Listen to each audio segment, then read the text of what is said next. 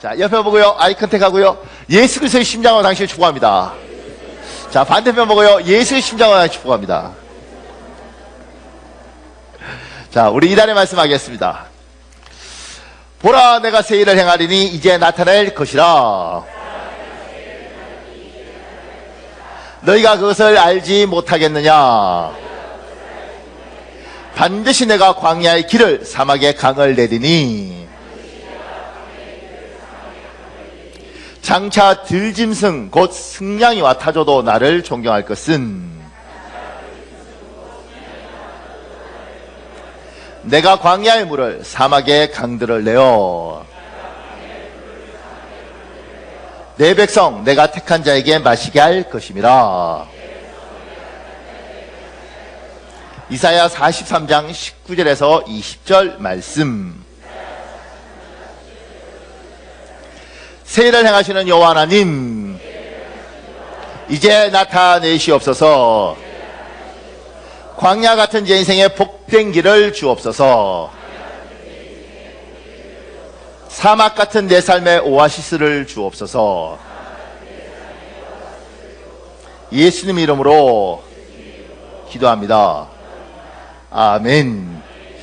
지금 이달의 말씀, 이 이사야 43장 19절 20절은 보라, 내가 새 일을 행하리니 이제 나타낼 것이다. 이게 올해 우리가 붙들고 가는 말씀이에요. 그냥 이렇게 1월달, 2월달 외우는 말씀이 아니라 하나님이 올해 무엇을 할 것인가 기대를 하고, 그리고 이 말씀을 붙들고 가는 겁니다.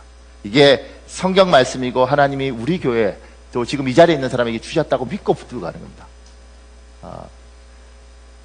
제가 여러분한테 굉장히 감사한 건, 저는 이 말씀을 그냥 이렇게 외우고 그냥 이렇게 선포하고 이랬는데, 저는 일단 응답을 받았어요. 여러분, 참고로 참, 여행 갔다 왔으니까. 고맙습니다. 기다려주셔서. 제가 초청하면서 전부 다 저보다 키 작은 목사들 초청했어요. 그 교수님들 다 나보다 조금씩 작아요. 제가, 여러분 덕분에 잘 갔다 왔고요. 제가 2008년도에 미국 플러에서 이제 박사 시작했었는데, 올해가 딱 만 10년이에요.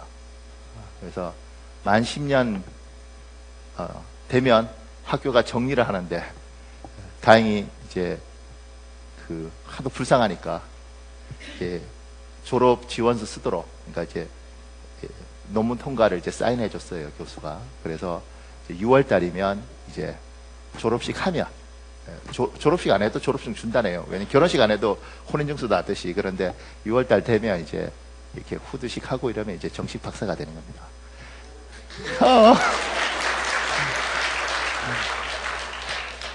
고맙습니다. 나 박사보다 우리 교회 담임 목사가 훨씬 좋아요. 다들 부러워해. 우리 교회 담임 목사 되는 걸 훨씬 부러워해요. 왜냐면 거기 다 공부하고 있잖아요. 10년째 공부하고 있는 친구들도 있는데, 그 친구들 그러는 거죠. 박사 받으면 뭐 할 거야? 그러면, 목사님처럼 그렇게 담임 목사 하고 싶어. 그래요. 그래서 제가 참, 고맙다. 우리 성도들한테. 그리고 기다려주셔서 고맙고요. 제가 이렇게 갔다 오면 또 한국 문화는 이렇게 이렇게 선물 사오잖아요. 근데 이 많은 숫자를 어떻게 사오겠어요? 그래서 원칙을 잡은 건 뭐냐면, 나는 아무한테도 선물 안 사온다. 이거 원칙을 잡았습니다.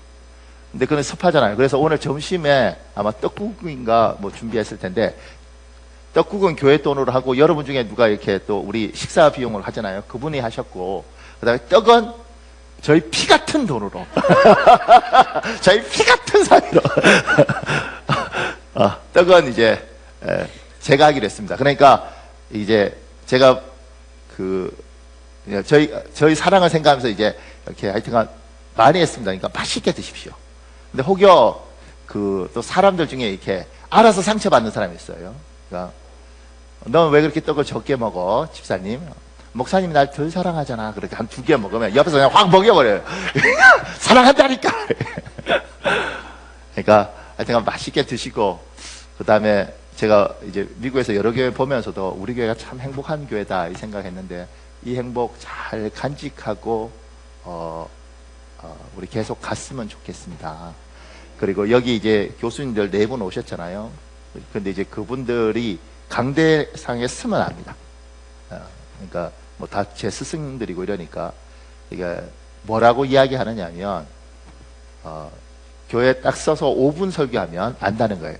이 교회가 어떤 교회인지, 성도들이 말씀을 쳐내는지 말씀을 받아들이는지 그냥 안다는 겁니다. 근데 뭐 저보고 20년씩 되신 분들이니까 저하고 솔직하게 이야기하는 거죠. 제 28살에 그분들 만났어요. 오신 분들 중에. 그분들 솔직하게 이야기하는 거죠. 이렇게. 그러니까 참 성도들이 말씀을 순전하게 참 잘 받더라. 그래서 참 좋았다. 이렇게 말씀하시더라고요. 속으로 생각했죠. 내가 할 땐 잘 안 받는 것 같은데 잘 웃지도 않고 우리는 손님 접대는 굉장히 잘하나? 이런 생각을 했습니다. 자, 오늘 이 말씀 통해서 우리가 봐야 될 부분이 있는데요. 그 전에 오늘 이 말씀에 대한 이해를 하기 전에 좀 이제 서론적인 부분을 좀 보겠습니다. 제가 여기 이렇게 적어놨습니다. 우리가 믿는 하나님은 이 세상을 창조한 창조주 하나님입니다. 너무 당연하죠. 우리 창세기 1장 1절에 있습니다. 여러분 읽으십시오. 창세기 1장 1절 시작. 아멘. 태초에 하나님이 천지를 창조하시니라. 근데 만약 저에게 이 성경을 번역하라 이러면 저는 이렇게 번역을 하고 싶어요. 하나님이 이 세상을 시작하셨으니 세상의 시작에 하나님이 하늘과 땅을 창조하셨느니라. 내가 이 반응을 알았습니다. 그러니까 나 때는 열심히 고민했는데 여러분 똑같은 말이네. 뭐 이렇게. 태초에 하나님이 천지를 창조하시니라. 요 개념을 이렇게 잡았습니다. 하나님이 하나님이 태초를 시작하셨고 그 태초를 시작하신 하나님께서 하늘과 땅을 창조하신 거예요. 그러니까 모든 것의 시작을 하나님이 시작하신 거죠. 왜 이게 중요하냐면 요건 조금 여담일 수도 있는데요. 밑에 이렇게 적어놨습니다. 하나님이 이 세상을 시작하셨으니 마무리도 하나님이 하십니다. 어떤 사람은 핵폭탄 터져서 세상이 망할 거래요. 어떤 사람은 제3차 대전 터져서 망할 거래요. 어떤 사람은 지구온난화 때문에 이 땅이 망할 거래요. 지구온난화 때문에 우리가 괴롭고 핵폭탄 터지면 우리 다 괴로워요. 근데 시작하신 하나님께서 이 세상 그만하자 그러기 전까지는 이 세상은 그만되지 않습니다. 하나님이 만드셨기 때문에 마무리도 하나님이 하셔야 되는 겁니다. 이 땅은 존재한다는 겁니다. 단지 우리가 잘못 쓰면, 우리가 해롭게 쓰면 우리가 그만큼 고통스러운 거예요. 그래서 예수 믿는 사람이 환경운동도 하고 예수 믿는 사람이 재활용도 하고 굉장히 필요한 겁니다. 그냥 교회 와서 그냥 기도만 하면 되는 게 아니고 그냥 기도만 해도 지금 이번에 굉장히 추웠다고 그러잖아요. 우리 교회도 뭐 카페고 뭐고 이렇게 다 파이프 다 터져버리고 뭐 이랬다는데, 그러니까 열심히 우리가 잘 지어놔도 너무 춥고 이러면 견딜 수가 없는 거예요. 이런 것들이 예수 열심히 믿어도 환경이 이렇게 엉망이 되면 고통스러운 겁니다. 사람들이 생각할 때 예수 잘 믿으면 다 복이라고 생각하는데 예수 잘 믿고 환경을 잘못 쓰면 고통스러운 거예요. 근데 망하지는 않아요. 왜냐하면 망하는 건 하나님이 정리하자 그러면 정리되는 것이고 하나님이 놓아두시면 놓아지는 겁니다. 근데 이 땅을 마무리는 반드시 시작하신 하나님께서 마무리하시는 거죠. 이게 이제 세상 사람과 다른 우리의 시각입니다. 그 밑에 제가 이렇게 적었습니다. 세상의 모든 것에는 주인이 있습니다. 하나님이 세상을 만들었으니 하나님이 주인입니다. 그러면 나의 주인은 누구입니까? 이 세상은 만든 사람이 주인으로서 합니다. 그러니까 내가 자동차를 만들면 내가 그 자동차 주인이고, 내가 책상을 만들면 그 책상 팔아먹으면서 내가 주인인 거예요. 이 세상은 만든 사람이 주인입니다. 심지어 물 같은 건 만들지도 않았는데 파낸 사람이 주인입니다. 초정리, 광청수, 뭐 어디서 나온지는 모르겠지만 하여튼 파낸 사람이 주인입니다. 심지어 노래도 여러분과 내가 이렇게 그냥 부르고 있는 노래도 저작권이 다 있습니다. 돈 줘야 됩니다. 그러니까 만든 사람이 있고 그 사람이 주인이에요. 그 사람이 소유주예요. 하나님이 이 세상을 만들었으니까 하나님이 이 세상의 주인이시고, 그리고 하나님이 여러분을 만드셨으니까 여러분의 주인이죠. 그러니까 물어보셔야 됩니다. 나의 주인은 누구인가?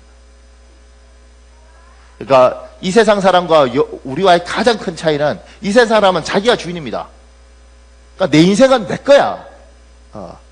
그래서 제가 학교 다닐 때 그런 노래 했었습니다. 내 인생은 나의 것, 내 인생은 나의 것, 뭐 하여튼간 이름이 신인지 뭐 하여튼간 뭐 그런 분이 나와갖고 막 열심히 불렀어요. 우리 따라 불렀습니다. 내 인생은 나이거. 그건 세상 사람들은 그렇게 이야기하는 거예요. 내 인생은 나이거.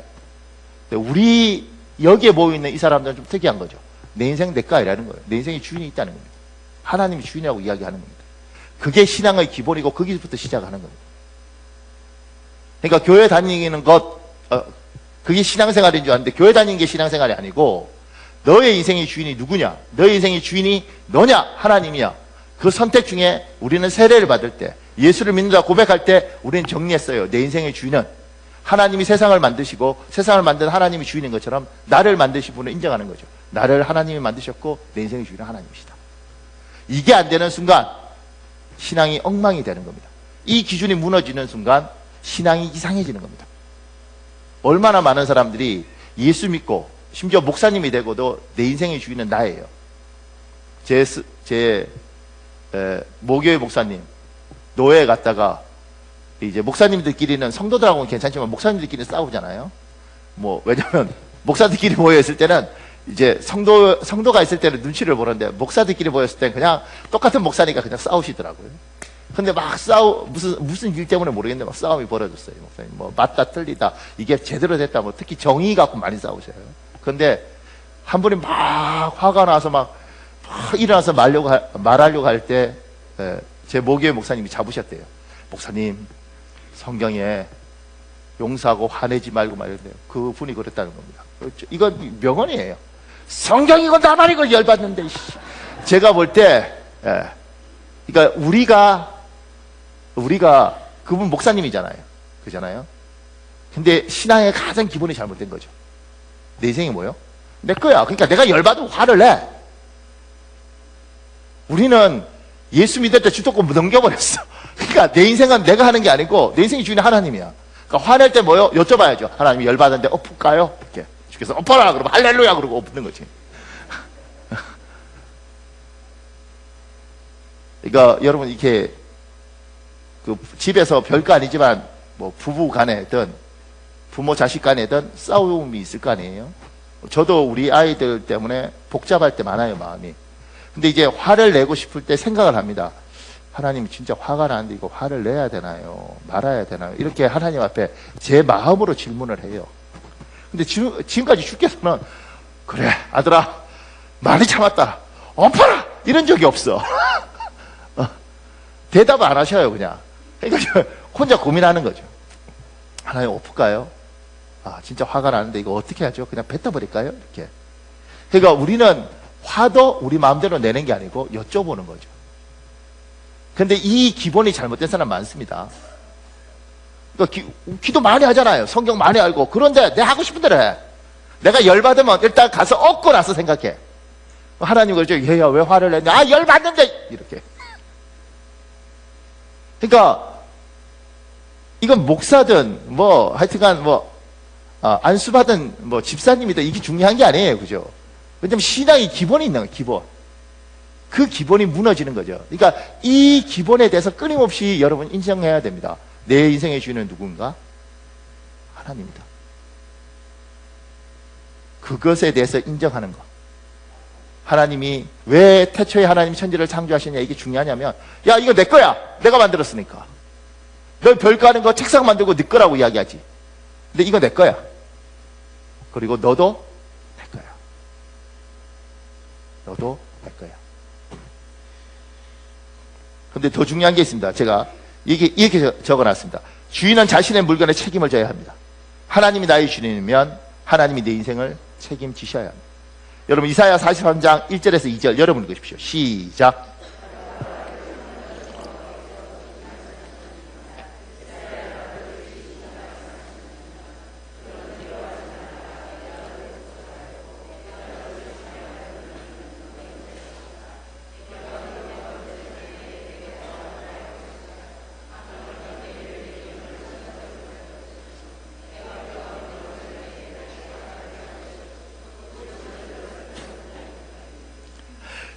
이사야 43장 2절 말씀이 사실 굉장히 큰 힘이 되죠. 물 가운데 지날 때, 강 가운데 건널 때 물이 너를 침몰하지 못할 것이다. 불 가운데 가서 불이 너를 타지도 못하고 불꽃이 너를 싸르지도 못할 것이다. 이게 그냥 위로의 말씀이 아니에요. 집사님 염려하지 마십시오. 집사님 물 가운데 간지 불 가운데 간지 주께서 지키실 것입니다. 그냥 위로의 말이 아니에요. 네가 하나님의 것이면 하나님 책임진다는 거예요. 네 인생의 주인이 너면 네가 책임지고, 네가 하나님의 것이면 하나님 책임진다는 거예요. 그게 소유권이 정확해야 돼요. 내가 하나님의 것이다. 그럼 하나님 책임지겠지. 자기 거면 자기가 어떻게든 책임지겠지. 근데 내가 하나님의 것이 아니고 내가 내 인생의 주인이 나면, 그래서 제가 자녀 키우는 사람한테 늘 이야기하는 게 그겁니다. 당신의 아이가 하나님의 것인가? 그러면 하나님 책임질 것이다. 그러면 당신은 함부로 행동하지 마라. 당신의 아이가 당신 것인가? 그럼 당신 마음대로 해라. 근데 당신이 책임지라. 이거 굉장히 무서운 말입니다. 물 가운데 가든지 불 가운데 가든지 물이 너를 침몰치 못하고 불이 너를 사르지 못하리라. 그냥 위로의 말씀이 아니라 내가 내 인생의 주인이 내가 아니고 하나님이라면 하나님은 반드시 책임질 것이다. 사랑하는 여러분, 하나님이 여러분 인생을 책임지는 인생 되시길 예수님 이름으로 축복합니다.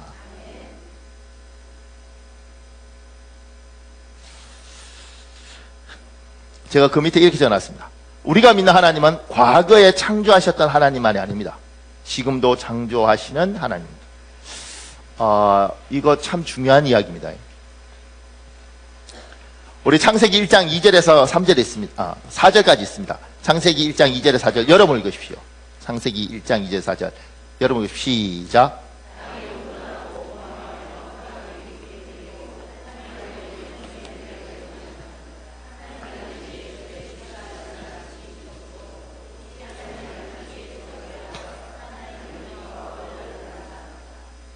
어떤 분들이 하나님이 태초에 천지를 창조했대요. 그리고 그걸로 끝인 줄 알아요. 땅이 있어라. 그럼 땅이 있었고, 각종 새들이 마음껏 날아다녀라. 그러니까 그렇게 있었고 그걸로 끝인 줄 알아요. 하나님은 그때 창조하셨는데 그때 창조하시면 끝나는 게 아니라 지금도 창조하고 계신 거예요. 하나님은 그때 살아서 하늘과 땅을 만드셨을 뿐만 아니라 지금도 살아서 여러분과 나의 인생을 만들어가는 거예요. 그러니까 빛이 있어라, 이건 그걸로 빛이 있어라, 이게 끝이 아니라 저한테 이야기하시는 거죠. 박현옥 목사야, 너의 인생에 빛이 있어라, 이렇게 이야기를 하시는 거예요. 태초에 하나님이 세상을 만든 그 하나님이 지금도 살아있어서 그냥 있는 것이 아니라 우리 인생에, 우리의 삶에 하나님이 지금도 일을 만드시고 창조하시고 선하게 이끌어 가시는 거죠. 창대교회야, 빛이 있어라. 하나님이 그렇게 이야기하시는 겁니다. 스스로 뱉을 줄 알아야 돼요, 이걸. 제가요, 이렇게 교회 와서 가장 힘든 게 뭐냐면, 수요 예배든 뭐든 이렇게 막 기타 치다가 목사님 중에 여러분, 자, 우리 서로 사랑합니다. 그렇게 인사하세요. 이렇게 할 때, 정말 난 담임 목사님한테 나가고 싶어. 왜냐면, 진짜 사랑합니다. 이렇게 말하기 쑥스럽지 않아요? 사랑하면, 하여튼 며칠 전에 전화라도 하든가. 교회에서도 어쩌다가 지나가다가 한번 보고, 어떨 때는 예배 이렇게 엇갈리고 이러면 한 달 만에 봤는데, 예수 이름으로 사랑합니다. 그럼 속으로 생각하지 않겠어요? 웃기고 있네, 이렇게. 그래서 저는 이거 하기 싫은데, 근데, 앉아서 하기 싫은데, 여기 쓰면 자꾸 시키고 싶어요. 그게 참 다르더라. 근데, 옆에 혹시 아는 사람이 있으면, 아는 사람이 하기 싫으면 자기한테도 그러십시오. 이건 제가 연습시켜야 되는 겁니다. 어떻게 하지? 자, 강동 집사님, 이랑 집사님한테 시키는 대로 하는 거예요. 둘이 좋은 말 할 때 안 하면 일어서서 한다. 자, 강동 집사 이렇게 하는 거예요. 내 따라 해봐. 이랑 집사한테. 이랑 집사야. 아니지, 존댓말 써야지. 이랑 집사님. 너의 인생에 빛이 있어라. 그럼 이랑 집사 뭐라 그래? 웃기고 있네. 설거지를 해주지. 그러지 말고. 아멘. 이렇게 하는 거예요. 믿음을 받는 거지. 그럼 돌려줘야 되는 거예요. 강동 집사님, 너의 인생에 빛이 있으라. 뭐라 그래? 그렇지. 그러다 이 부부싸움 할 때 예수 그리스도 이름으로 조용해라. 이러지 말고. 그러니까 이게요, 별거 아닌 것 같지만, 저는 저는 신앙을, 그러니까 제가 목회하면서 하나님 너무 귀한 걸 깨닫게 하셨는데, 그게 뭐냐면 교회는 학원이 아닙니다. 수학학원, 영어학원이 아니에요. 수학학원, 영어학원은 뭐냐면 듣고 말면 되는 거예요. 그냥 영어 듣고 수학 듣고 시험 끝이잖아. 그런데 교회는 체육관 같이 돼야 된다고 생각해요. 유도 제가 잘 모르겠는데, 이를테면 뭐 안다리 후리기, 그게 뭔지 모르겠지만 안다리 후리기면 안다리 후리기를 해서 누가 오면 나도 모르게 안다리 후리기가 돼야 되는 거죠. 몸에 배어야 되고 내 몸이 움직여야 이게 신앙인 거예요. 제가 신학대학 가서 가장 놀랬던 건 뭐냐면, 어떤 분이 그 영국에서 에딘버러에서 갑 박사 받은 아주 젊은 우리 신학 교수, 지금도 있거든요. 그 교수님 딱 왔는데 전도사들 칼칼 하니까, 아, 교수님 이건 뭐 저건 뭐 이렇게 따지더라고. 그러니까 이분이 그러다가, 전도사님 왜 화를 내? 화를! 혈기 좀 깎아! 뭐 이러더라고. 내가 그때요, 그거 보면서 내가 무슨 생각을 했냐면, 그럼 누가 화를 내는 거야? 그러니까 화를 안 내야 되니까 너도 알고 나도 알고 다 알아. 근데 실제로 화를 내고 있어요. 이게 신앙 아니란 말이에요. 아, 주 예수 이름으로 하나님은 서로 사랑해야 되고 나쁜 말 하면 안 되고, 근데 맨날 몸이 욕해. 그게 뭐냐면, 이거하고 이거 안 따라가면 이게 신앙이 안 되는 거예요. 그러니까 태초에 하나님이 천지를 창조하셨다. 아멘. 그걸로 끝이 아닌 거죠. 그 하나님은 살아서 지금도 내 인생을 창조하는 거예요. 근데 그걸 어떻게 느끼냐면, 옆에 있는 사람한테 느끼도록 해주는 거죠. 이렇게. 그럼 옆에 보십시오. 그러니까 보기에 너무 부담스러우면 하늘 봐. 그죠? 옆에 보시고. 자, 부모 자식 간에 있으면 같이 보십시오. 이제껏 좋아라 자매 집사님 보고, 자, 옆에 보시고 이렇게 말하시면 그 사람 이름 알면 부르면서 그렇게 말하는 거예요. 저는 이제 우리 문명란 사모가 있다 치고, 제가 한번 같이 하는 겁니다. 문명란 사모야. 아, 잠깐 문명 사모로 부르지 말고 여러분 앞에. 자, 하나 둘 셋. 문명란 사모야. 빛이 너의 인생에 빛이 있을지어다. 아멘. 자, 반대편 보고요. 그 다음에 누군지 모르겠지만 사랑하는 문명란 사모야, 너의 가정에 빛이 있을지어다. 아멘. 그죠? 이게 수스럽죠, 여러분? 안 수스럽겠어요? 근데 나는 신앙이 그거라고 생각합니다. 내 아들한테, 사랑하는 박교회라, 너의 인생에 빛이 있어라. 아멘. 아버지 인생에도 빛이 있으십시오. 아멘. 이게 신앙이라고 생각합니다. 저 예수 믿고 참 행복한 건, 나는 왜 예수를 믿고 이렇게 한 30년? 그리고 정말 열심히 신학대학원에 뭐가 나오는데 왜 난 이렇게 신앙생활 안 했을까? 이 생각이 들어요. 그냥 열심히 공부했어. 그리고 막 산에 가서 기도도 하고 맨날 금식하고. 근데 왜 나는 가장 기본적인 것들을 안 했지? 그게 인생을 바꾸고, 그게 삶을 바꾸고, 그게 신앙을 바꾸는데, 왜 들은 것도 많고 아는 것도 많은데 맨날 나는 예쁘지 않았을까? 이런 생각을 하는 거예요. 그러면서 우리 교회는 체육관 같이 그랬으면 좋겠다. 뭐 유도의 많은 기술은 몰라도 뭐 업어치기면 업어치기 하나는 확실히 할 수 있는 교회. 그렇다고 또 진짜 업어치면 안 되고. 그래서 몸에 그게 배이는 거죠. 그래서 만나서 권사님들 중에 어떤 집사 만나면, 이를테면 무슨 집사야, 너의 인생에 진짜 빛이 있을지어다. 아멘. 권사님 고마워요. 그거 하고, 김집사 이리 와봐. 이번에 목사님이 누구한테 뭐 선물 주는 것 같은데 받았어? 아니, 못 받았는데요.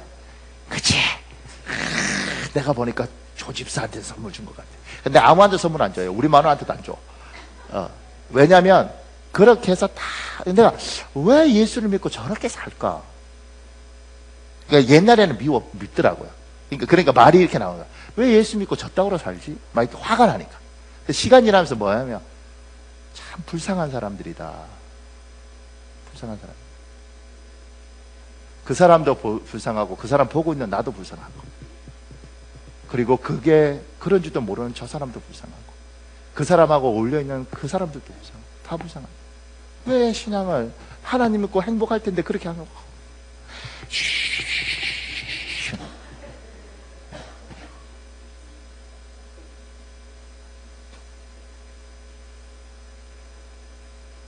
그러니까 뭐 아프죠. 슬프고. 왜냐하면 제가 이렇게 목회하면서 목회가 20년이에요. 1996년부터. 그러면 이 20년을 겪으면서 얼마나 많은 사람들을 봤겠어요. 그리고 나는 얼마나 못난 짓을 했겠어. 저 회개 많이 해야 됩니다. 이번에 가서 또 회개 많이 했어요. 사람들 보면서. 근데 내가 회개 참 날마다 회개하는데 그 중에서는 왜 신앙생활을 하는지, 그때는 그렇게 열심히 기도하고 이상한 짓을 했을까? 그리고 왜 그때 그걸 아는 것처럼 떠들었을까? 지금도 아마 최선을 다해서 하려고 해요. 그런데 아마 부족한 게 굉장히 많을 것 같아요. 나중에 그때 그게 아니었나? 그때 좀 더 지혜로웠으면. 근데 예수를 믿는다는 것은 인간이 바뀌는 겁니다. 그리고 하나님의 방법으로 사는 겁니다. 그리고 하나님의 방법으로 살면, 내가 하나님의 것이고 하나님의 방법으로 살면 하나님이 뭐요? 책임져요. 사랑하는 여러분, 이 자리에 있는 모든 여러분에게 이 시간에 예수 그리스도의 이름으로 축복합니다. 사랑하는 집사님, 사랑하는 권사님, 사랑하는 장로님, 그리고 사랑하는 성도 여러분, 여러분의 인생에, 여러분의 가정에, 여러분의 삶에 빛이 있을지어다. 아멘. 우리 이거 한번 해볼래요? 다 같이 제따라요. 사랑하는 창대교회야, 너의 인생에 빛이 있을지어다. 아멘. 한 번만 더요.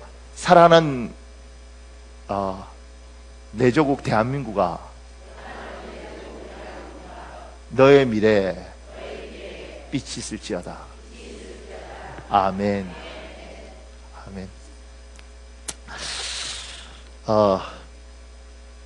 이 하나님이 우리 인생을 창조해가는 걸, 그러니까 작은 것이든 큰 것이든 하나님이 만들어가요. 그 중에 제가 이제 재밌는 게 뭐냐면, 여기 김하경이라는 사람 글을, 이 사람 책에 이제 짧은 글이 있는데 그냥 제가 갖고 왔습니다. 설명은 읽고 제가 설명할게요. 우리 이삭은, 이 사람이 이제 이삭 토스트라는 가게가 있잖아요. 그 주인이에요. 그 만든 사람. 우리 이삭은 처음부터 준비된 것이 아니었다. 생활 전선에 나오지 않으면 안 되는 상황에 직면한 한 평범한 주부의 애틋한 삶에 대한 간절함과 자신처럼 힘들고 삶에 밴 영혼들을 돕겠다는 순수한 마음이 엉켜 탄생한 회사였다. 그토록 사업을 하지 않으려 몸부림쳤지만 하나님은 강권적으로 사업을 맡기셨고 놀라운 지혜와 판단력을 주셔서 관련된 모두가 유익이 되는 회사를 만드셨다. 공동선의식 동행, 남에게도 나에게도 유익하게를 멋지게 이루어 주셨다. 이삭과 같은 해 창립된 교회는 이삭 같은 역사를 지니며 동방성장했다. 그동안의 역사 하나하나가 기적이 아닌 것이 없다. 회사가 설립되고 소스 공장, 커피 로스트 공장, 피자 도우 공장, 세 곳의 물류센터 사옥이 건립되고 교회가 건축되는 이 모든 과정에 하나님의 섬세한 손길로 역사심이 담겨있다. 우리가 알거니와 하나님을 사랑하는 자, 곧 그의 뜻대로 부르심을 입은 자들에게는 모든 것이 협력하여 선을 이루느니라.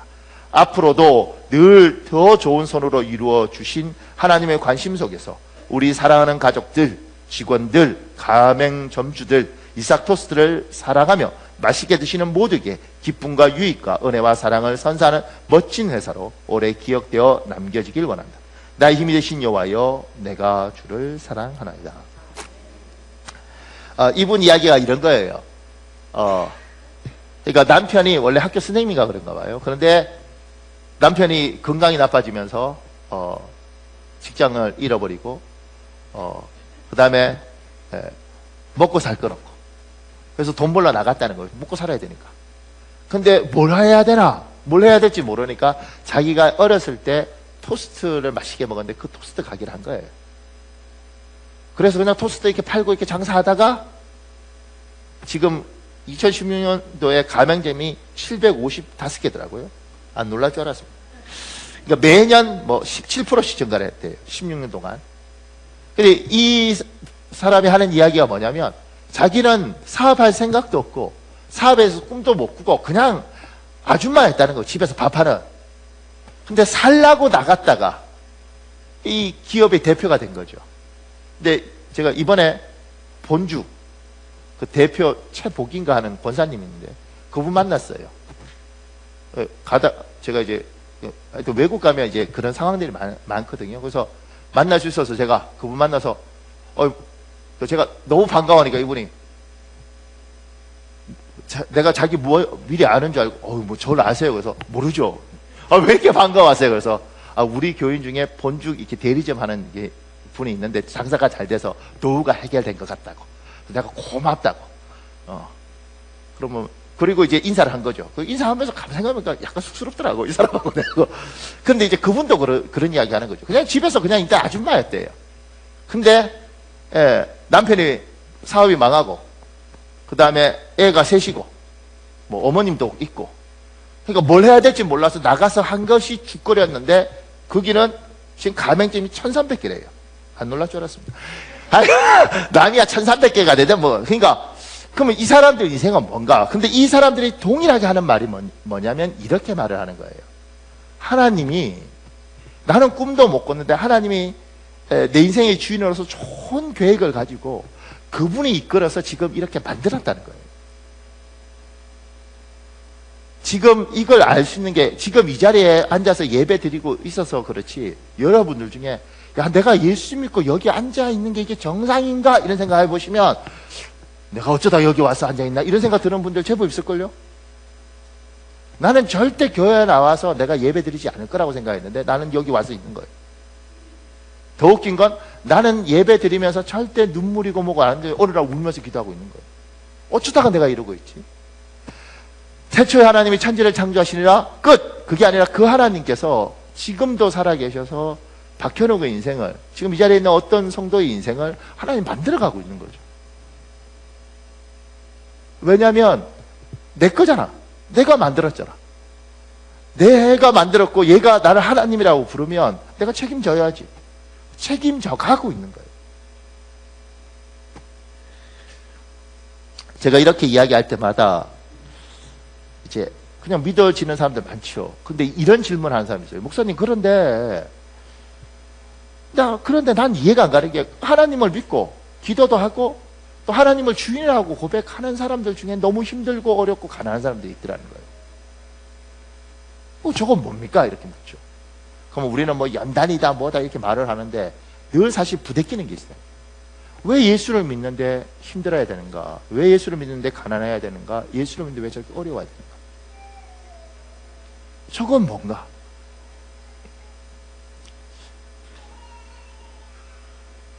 제가 이번에 안식을 하면서 참 정말 열심히 나중에 이제 베이비 파우더 엉덩이에 그거 발라야 돼요. 왜냐면 그게 더우니까요.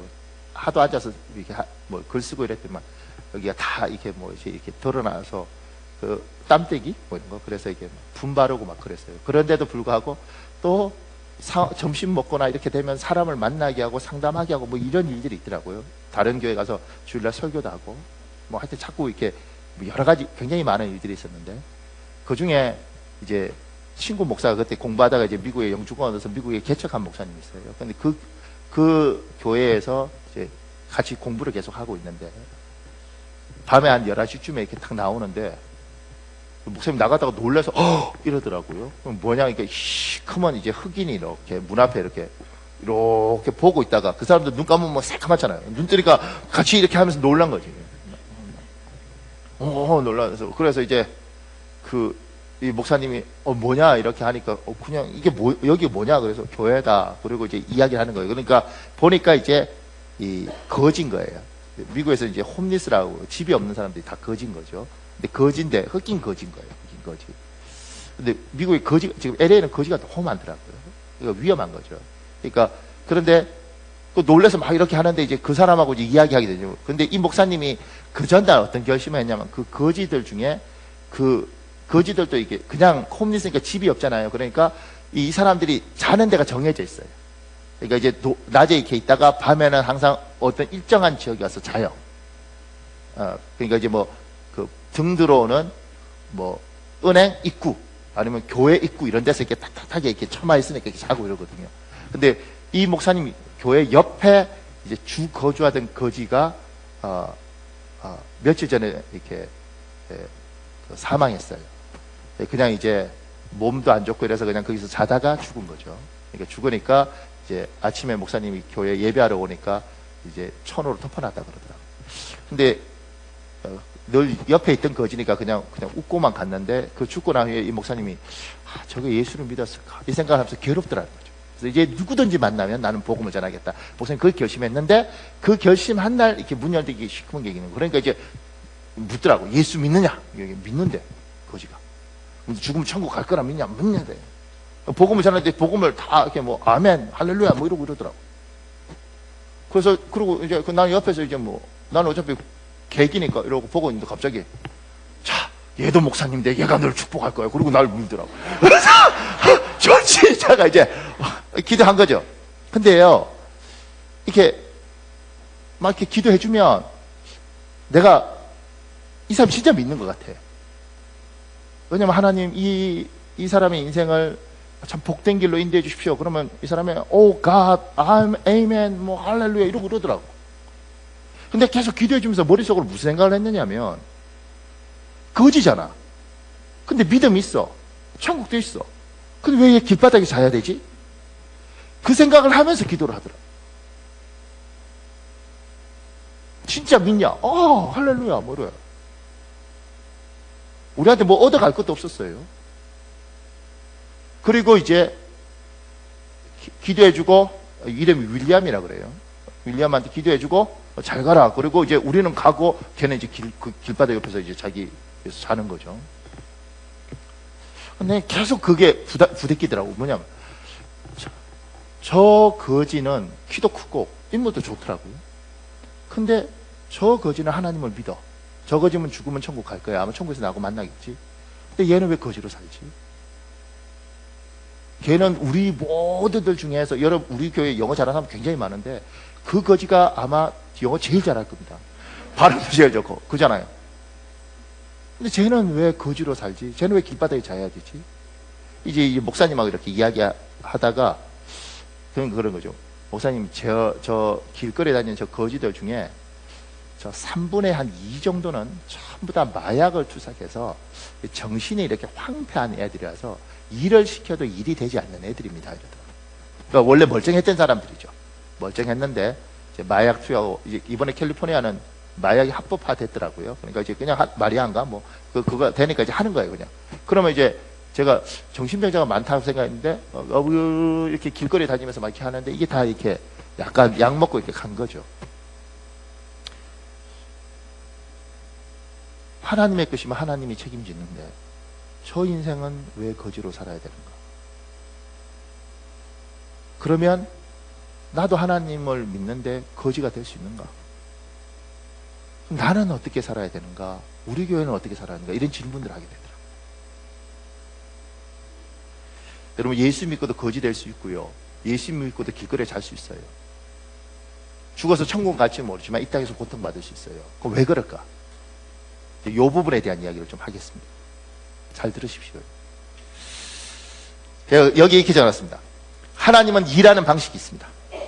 하나님은 선하시기에 일하는 방식도 선합니다. 우리 하나님은 선하셔요. 그래서 하나님은 결과만 좋으면 나는 뭐든지 한다 이게 아니라 하나님은 선한 일하시는 방식을 가지고 일을 하세요. 우리 고린도서 13장 5절에 있습니다. 여러분 읽으십시오. 고린도서 13장 5절 시작.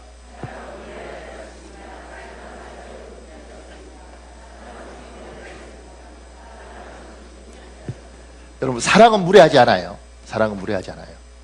그런데 또 하나 더 있습니다. 요한일서 4장 16절에 있습니다. 여러분 읽으십시오. 시작.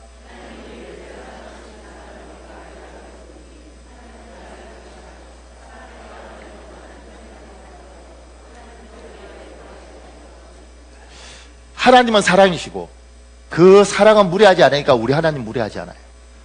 그러니까 이게 문제예요.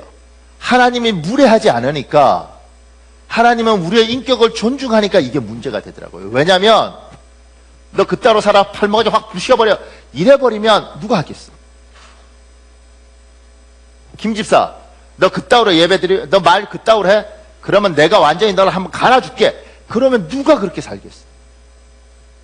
그런데 하나님은 무례하지 않아요. 무례하지 않다는 건 저 사람의 인격을 존중하는 거예요. 그러니까 하나님은 말로 하시는 거죠. 김집사 그러지 않았으면 좋겠다. 나 그렇게 할 건데요. 김집사 나는 네가 이번에 여기서 스탑했으면 좋겠다. 저 끝까지 갈 겁니다. 하나님이 우리에게 이야기를 하는 거죠. 여기서 그냥 스탑했으면 좋겠다. 그런데 끝까지 가면 인생이 내가 주인인 거잖아요. 내가 책임져야 되는 거지. 참 많은 사람들이 하나님을 믿고 우리 하나님이 일하는 방식이 그만하라 그랬잖아. 아, 끝까지 할 거예요. 이 자식이 내가 다리 몽둥이를 확 붙들어버려야겠어. 이 자식이 그래서 되겠어. 그러면 좋을 텐데 하나님께서 왜 그러니? 난 네가 안 그랬으면 좋겠다. 나 할 거예요. 이렇게 생겨서 문제가 생기더라는 거예요. 이게 좀 이해가 안 가셔요? 여러분과 내가 지금까지 들었던 많은 이야기들 중에 하나님이 치셨습니다. 하나님이 때리셨습니다.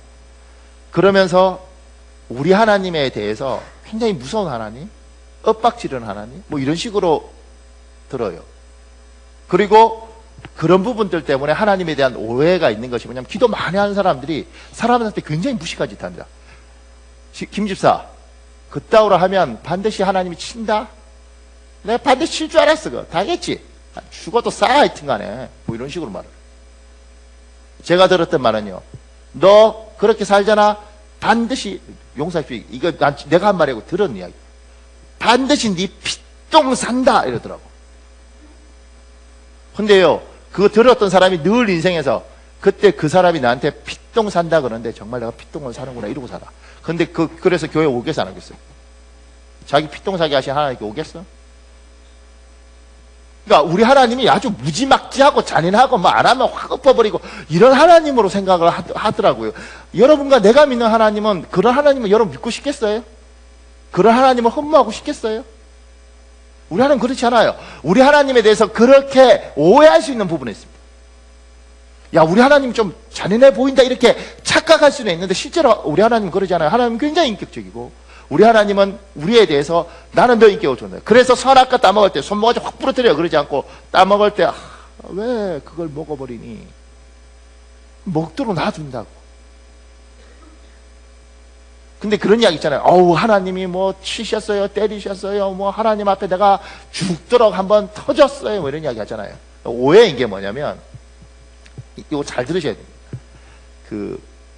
저희 집에 아들이 셋인데, 제가 아들에 대한 욕심이 많은지, 저희 사모가 동네에 조그만 애 하나를 봤어요. 넷째. 그래, 내가 어떨 때, 야, 넷째야, 이러고 그래요. 이제, 이번 달까지 보고 이제 안 보는데, 걔가 5살이 됐거든요. 4살 때, 애들이 4살이 되면 사춘기 때 호르몬이 이상해져서 이상한 짓 하지만 4살 때는 더 이상한 것 같아요. 얘 굉장히 똑똑한 애인데, 근데 4살이 되니까 이게 이상한 짓을 하는 거예요. 그래서 어느 날 어린이집에서 씻고 있어서 뭘 씹니? 그러니까 돌을 씹고 있더래요. 왜? 맛이 씹어야겠어요.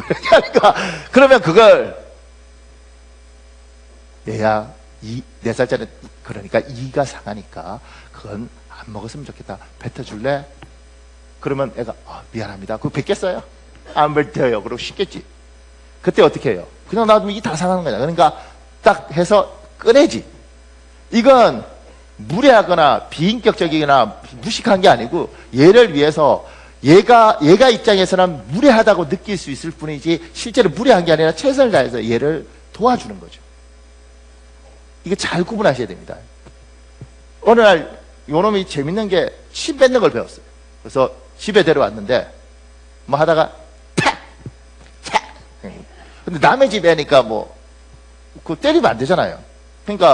그러니까 이제 저희 사모가 왜 그걸 뱉어? 침 뱉지 마! 맴매할 거예요? 울지. 왜냐면 안 때릴 거 아니까. 팍!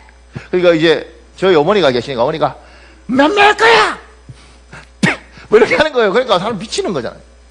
그렇다고 남의 집에 때려봐. 지금까지 한 대도 안 때렸는데 때렸다 큰일 나잖아.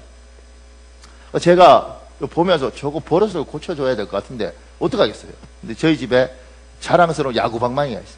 그것도 뻘겋게 생긴 야구방망이를 제가 이렇게 딱 들고 섰죠.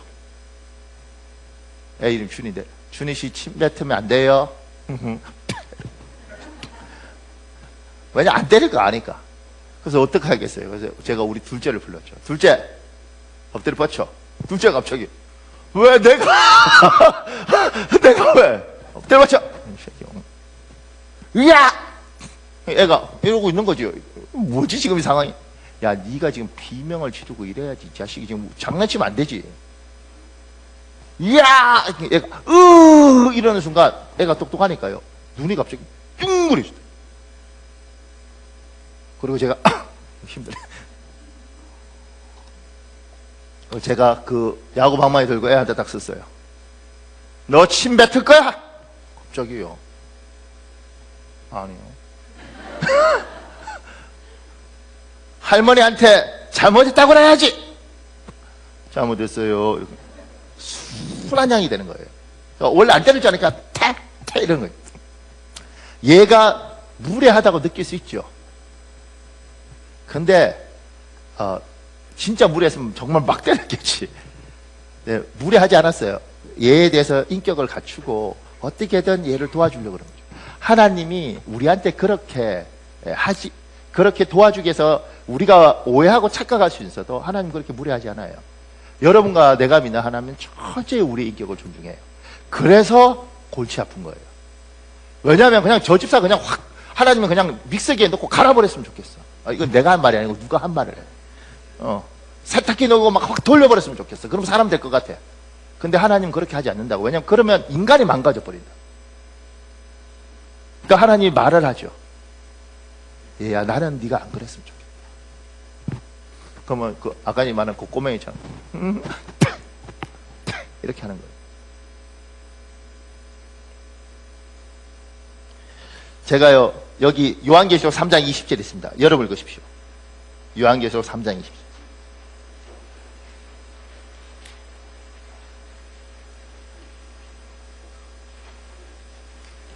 요한계시록 3장 20절 여러분 읽으십시오. 시작.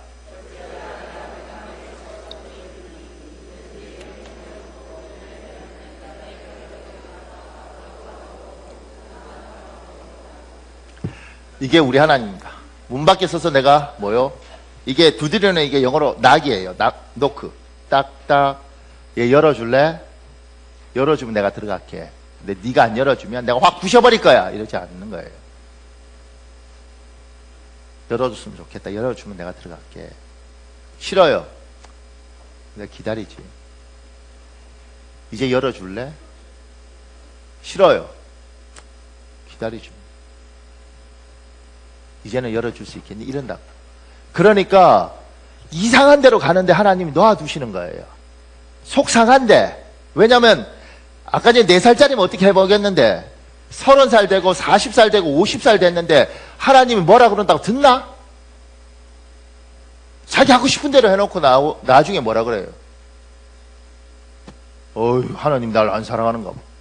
하나님 사랑하지. 그런데 얘야 나는 너의 인격을 존중하고 그 나이쯤 되면 네 나이쯤 되면 그런 판단 다 할 줄 알잖아. 뭐가 옳은지 뭐가 그런지 알잖아. 어떻게 행동해야지 복이 있는지 없는지 다 알잖아.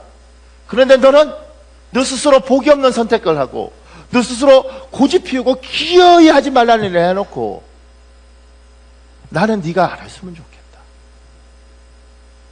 우리 주님은 그런 거죠. 나는 네가 그걸 안 했으면 좋겠다. 근데 제가 보니 아마 어쩜 그 조금 전에 말한 그 흑인 윌리엄에게도 그랬겠죠. 얘야 나는 네가 마약을 안 했으면 좋겠다. 나는 네가 힘들어도 작은 월급이라도 다시 직장 가서 일을 했으면 좋겠다. 나 마약 할 건데요. 난 길거리에 잘 건데요. 나 예수님 사랑하고 천국도 사랑하고 나도 너 사랑한다. 근데 얘야 나는 네가 안 했으면. 나는 의견을 제시하고 너는 너 스스로 선택하고 판단하고 결정할 수 있다. 그래서요 지옥은 우리가 선택한 것에 대한 대가입니다. 그러니까 잘못 오해하면 하나님이 지옥 그러지 않아요. 하나님 복된 전에 많이 줬어.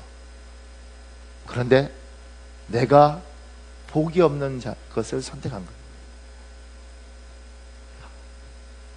제가 많이 느낀 건 하나님이 저한테 정말 복을 많이 주셨더라고요. 그럼 하나님이 이렇게 말씀해요. 나는 얘야 나는 네가 교만하지 않았으면 좋겠다.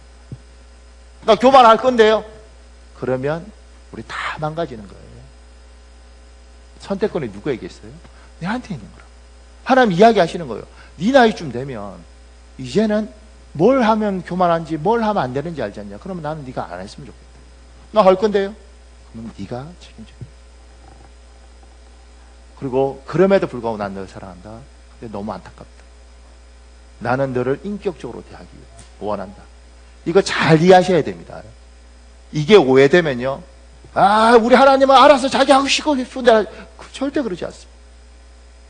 여러분과 내가 믿는 하나님은 우리가 우리 애들 대하면서 정말 막대할 때 많잖아요. 그러면서 우리가 자라면서 어렸을 때 사춘기 다 겪잖아요. 엄마를 원망하고 아버지를 원망하고 그렇게 살았어요. 우리 하나님은 인격적으로 우리에게 그렇게 하지 않아요. 정말 존중해줘요. 근데 그 존중이 어떨 때는 내가 목회자 입장에서 어떨 때는 하나님 그냥 확 부러뜨려 버리죠. 주일날 한번 빠지면 그냥 차 뒤집어 버리시죠. 그러면 안 빠질 거 아닙니까? 하나님 그러지 않는 거예요. 하나님은 그저 교만한 짓 하면 하나님은 확 한번 엎어버리시죠. 그러지 않습니다. 그래서 여기 마태복음 4장 18절에 19절에 있습니다. 여러분 읽으십시오. 시작.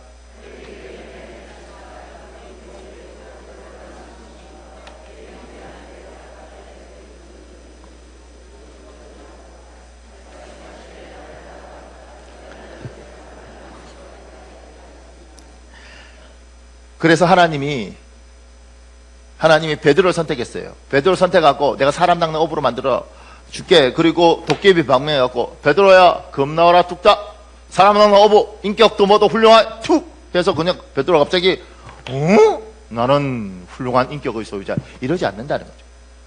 3년을 데리고 다니면서 같이 밥도 먹고 대화도 하고 이야기도 하고 또 자기들끼리 누가 크니 막 할 때 얘야 그거 아니다. 발 씻겨줄 때 머리도 감겨주세요. 그러니까 지금 그거 아닌데 그러면서 긴 시간 같이 어울려서 그러면 사람 만들어가는 거예요. 그러니까 여러분 교회가 얼마나 신기하냐면 집에 가서 혼자 신앙생활하면 훨씬 편합니다. 아니 내가 예배 드리고 싶으면 예배 드리지 예배 드리기 싫으면 안 드려도 되지 얼마나 편해요. 그리고 인터넷에 목사님은 얼마나 친절한지 몰라요. 저는 늘 그분 보면서 인터넷에 나오는 여러 가지 목사님들 보면서 늘 놀라운 건 뭐냐면 하다가 화장실 갔다 와야지 하면 그 목사님은 30분도 기다려줍니다. 다시 틀면 같은 설교 똑같은 거 100번도 해주십니다. 근데 그렇게 편하게 믿을 수 있는데 하나님 여기 갖다 놨어요. 내가 가장 걱정했던 건 나 없는 동안에 오신 목사님들이 설교를 짧게 하면 어떻게 하나 막. 우리 성도들이 30분만 은혜 받는데 왜 우리 목사님은 1시간씩 하실까 이럴까 봐. 근데 다행히 열심히 길게 하신 분들이 많아서.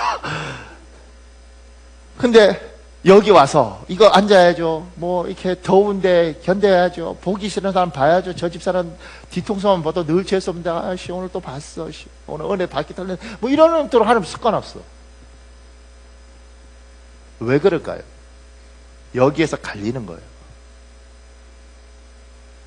정말 재수없다고 생각했는데 알고 보니까 기회. 몰랐어 그런 사실. 저 사람이 저랬다는 거. 우리 교회에요 귀한 일 참 많습니다. 제가 뭐 진짜 목회 은퇴할 때 되면 그런 걸 다 이야기하고 싶어. 근데 이제 밝히기가 어려운 일들이 많으니까. 근데요 정말 귀한 사람들 많아요. 소중한 사람들 많아요. 하나님이 여기 섞어놓고 그렇게 하는 거예요. 그러니까 어떨 때 막 욕해 누가. 그래서 제가 보면서 아이고 좀 상황을 좀 알면 욕할 수가 없어. 왜냐하면 너무 귀한 게 많고. 그러니까 이런 것들이 교회 안에서 하나님 왜 이렇게 했느냐는 이렇게 간다고. 이 세상에 가장 힘든 건요 사람과 사람 사이에 갈리는 거예요. 성도가 가장 힘든 건 뭐냐면 목사하고 갈리는 거예요. 제가요 제 모교회 목사님을 보면서 전 정말 그분의 영적으로 아버지라고 생각하는데 어느 날 그분 걸어가는데요 쫓아가서 뒤통수를 딱 치고 싶더라. 미워서. 사기꾼 같았어. 내 시간 다 지나고 어느 날 목사님이 그 이야기 하셨어요. 너도 나를 모르니? 지금도 아파요. 미안해서. 근데 왜 그렇게 오해했지? 부흥회 가면 와이셔츠 새 거 다 주면 그거 105 사이즈 뭐 이렇게 해서 와이셔츠한테 옛날에 부흥 강사 오면 와이셔츠를 매일 갈아주잖아요. 막 다 받아서 자기는 자기 와이셔츠 갖고 온 거 입고 다 가져와서 우리 부교육자들 나눠줬어요. 그랬던 분에 대해서 저 새끼 사기꾼 같아요. 야비한 것 같아. 목회 더럽게 하는 것 같아. 그러니까 나는 내가 그거 당해도 돼. 여러분 내 욕해도 돼요. 내가 한 만큼 당하려면 정말 많이 당해야 돼. 왜 그랬을까? 근데 지금 돌아보니까 이 갈리는 오해하고 그 다음에 속으로 미워하고 그러면서 내가 누군지 내가 어떤 인간인지 그런 걸 하나님이 이렇게 겪게 하더라. 그러면서 뭐요? 사람이 되는 거예요. 그러니까 같은 교회 생활하기가 얼마나 힘든지 몰라. 도망가 버린 편합니다. 근데 여기서 사람이 되는 거예요. 그리고 더 어려운 건 하나님이 도망가면 가족을 붙여주잖아요. 가족끼리 갈려. 더 웃긴 건 마누아하고 이렇게 갈리는 거야. 뭐 남남이 붙어 사는 거니까 그러지만 내 유전자의 99.8%, 99.9% 가진 걔하고 갈려요. 볼 때마다 미워. 저 새끼를 죽이고 나가 죽을까? 어떻게 내한테 저런 놈이 태어났을까? 여기도 아버지 내가 어쩌다 이 집에 태어나서 진짜 너무 고통스러워. 그러면서 뭐요? 사람 되는 거예요. 하나님이 그렇게 인간 만들어가는 거예요. 금나라 춥다. 오늘 성령 부었으니까 그러지 않아요.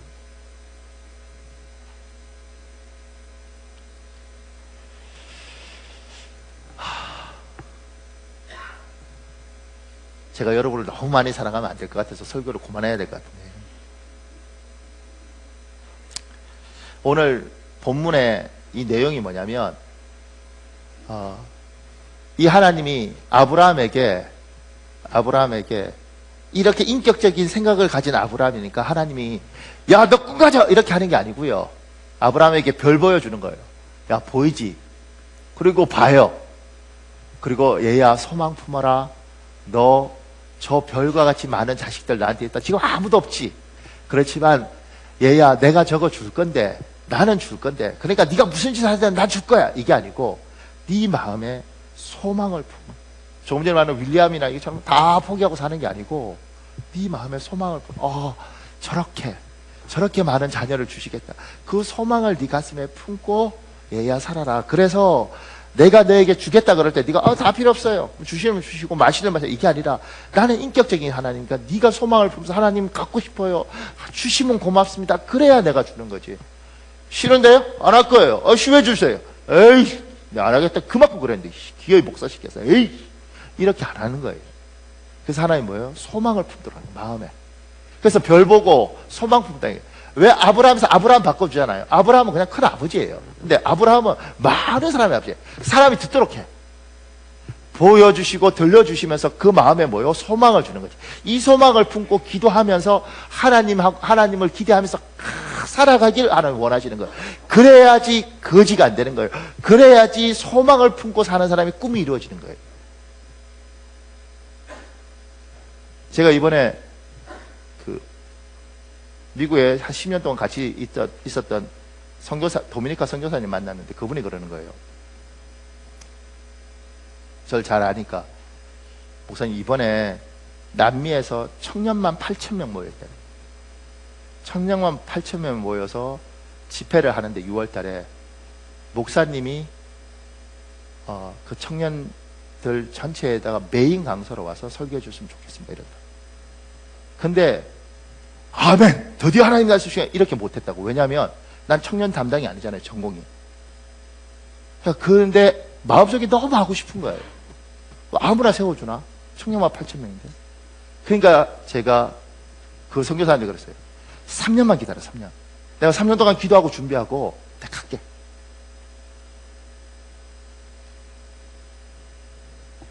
삼 년 후에 안 부르면 어떡하나 이런 생각이 지금 들지만 3년만. 그러니까 지금 집회들 하고 3년만 기다려주면 내가 더 많이 기도하고 준비할게. 그리고 보여주고 들려준 그것처럼 그런 소망을 마음에 품는 거죠. 남미에 대해서 한 번도 생각해보지 않았는데, 그리고 이제 이걸 가지고 내가 기도해야겠다. 하나님이 사람을 축복하실 때 내 주인인 주께서, 내가 주인이니까 내가 하고 싶은 대로 막 할 거야, 네 인격이 뭐고 상관없어, 이러는 게 아니라 인격을 존중하시는 주께서, 얘야 나 너한테 주고 싶은데 내가 너에게 보여줄게, 너에게 들려줄게, 보고 들어라. 그리고 꿈과 소망을 품어라. 그리고 그걸 두고 마음속으로 기도하면서 아브라함처럼 보여줄 테니까, 들려줄 테니까 끊임없이 지치지 말고 이 소망을 가지고 가라. 그러면 일을 이루는 건 나니까 너는 너의 일을 하고 나는 나의 일을 할게. 그래서 얘야, 너는 소망을 가지고 기도하면서 길을 가면 나는 나의 일을 하고 너는 너의 일을 하면 어느 날 이게 만날 때 영광이라는 걸 우리가 보게 될 거다. 제가 그 선교사한테 3년 기다려달라고 그랬거든요. 3년 후에 초청하면 내가 갈게. 기도하고 더 좋은 목사로 준비되어서 청년만 8,000명 모여 있다는데 내가 갈게. 근데 지금은 부족하니까, 내가 자신을 아는 거죠. 지금은 부족하니까 선교사님, 내가 그 이야기 들었으니까 내가 기도하겠습니다. 앞으로 3년 후에 부르십시오. 하나님이 여러분에게 큰 꿈이든 작은 꿈이든 보여주신 게 있습니다. 제가 우리 교회는 가정이 좋았으면 좋겠다 이 말을 하는 건 뭐냐면, 보라는 거지. 저는 우리 교회 장로님들한테 손잡고 다니라고 자꾸 그래요. 근데 고만 건 자꾸 손잡아 줘요. 가방도 들어주고. 왜 그런지 아세요? 그걸 안수 집사는 서리 집사는 보고 나도 저렇게 아내의 가방을 들어줬으면 좋겠다, 그거 들라고 보고. 굉장히 웃긴 것 같지만 여자의 가방을 들어주는 용기는요, 조국을 구하는 이렇게 개벽같이 이렇게, 이거 굉장한 겁니다. 왜냐하면 처음에 들 땐 죽을 것 같아. 막 심장이 막 멎는 것 같아. 그런데 그 소망이 별거 아닌 것 같지만 품고 기도하는 거죠. 그리고 들면 가정이 한 단계 업되는 거예요. 내가 앞으로 어떤 권사가 될지 좋은 권사님을 보면서 소망을 품고, 하나님, 권사가 되고 안 되고는 당신이 하는 것이고 나는 소망을 품겠습니다. 그리고 나에게 저걸 보여주십시오. 그리고 그걸 품고 기도하는 거죠. 내 자녀에 대해서도, 하나님, 저 아이를 보니까 참 준수한데 내 아이도 저 아이 같은 아이가 되었으면 좋겠습니다. 소망을 품고 기도하는 거죠. 그리고 내가 할 수 있는 일을 하는 거예요. 이루어주는 건 저분이 하는 거고 나는 내 일을 하는 거죠. 근데 하나님 이야기하는 거죠. 소망을 품어라, 소망을. 네 안에 뭐가 있냐? 되면 되고 말면 말고 이렇게 살다 죽는 겁니다. 그것이 사단이 우리에게 깔아놓은 겁니다. 큰 부자, 대단한 사람 되라는 게 아니고 너의 마음에 뭐가 있느냐. 너의 마음에, 너의 나이가 60이 됐을 때, 70이 됐을 때 너희 부부는 어떤 그림이 있고, 너희 미래는 어떤 그림이 있고, 너희 가족은 어떤 그림이 있고, 너희 신앙은 어떤 그림이 있고, 너희 교회는 어떤 그림이 있는 거야.